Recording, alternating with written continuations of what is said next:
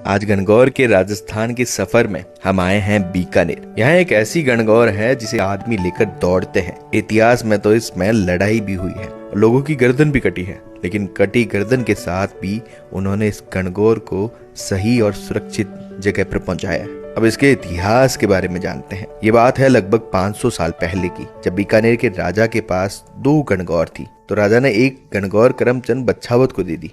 अब जानते हैं करमचंद बच्छावत की कहानी। करमचंद बच्छावत उस समय बहुत लोकप्रिय हो गए थे और सम्राट अकबर के साथ उनके बहुत अच्छे संबंध थे। मेहता करमचंद बच्छावत को दिए गए सम्मान से बीकानेर के राजा को इससे थोड़ी ईर्ष्या हुई, तो करमचंद बच्छावत बीकानेर छोड़ के वापस दिल्ली चले गए।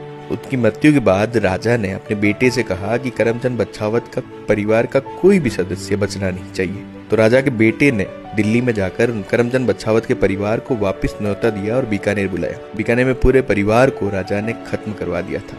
अब इसके साथ ही जुड़ी है गणगौर की भी कहानी कि उस गणगौर का क्या हुआ जो करमचंद बच्छावत के पास थी। बच्छावत परिवार के गुरु बाधाणी थे, तो बच्छावत परिवार ने बाधाणियों को उनकी गणगौर सौंप दी थी और उन्हें जिम्मा दिया था इस गणगौर को सुरक्षित रखने का। तो उस समय सारी गणगौर जो है वो गढ़ पे इकट्ठा हुआ करती थी। तो करमचंद बच्छावत की गणगौर भी वहां गई। तो सैनिक शाही गणगौर को लेकर जब निकले तो बच्छावत गणगौर पर हमला कर दिया। तो बाधाणियों ने उसे सुरक्षित रखते हुए शहर के परकोटे तक सुरक्षित पहुंचाया।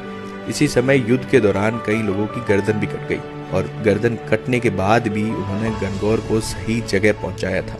आज भी बाधाणी जो है वो गणगौर को लेकर गढ़ के पास लेकर जाते हैं और शाही सवारी जब निकलती है सैनिकों के साथ में, तो बाधाणी उस गणगौर को लेकर भागते हैं। अब बीच में एक रेलवे क्रॉसिंग भी आता है, रेलवे फाटक भी आता है। तो अगर रेलवे फाटक बंद भी हो तो भी वो ऊपर से उछाल कर उसको लेके जाते हैं। तो ये गणगौर की कहानी बीकानेर के इतिहास से जुड़ी हुई है।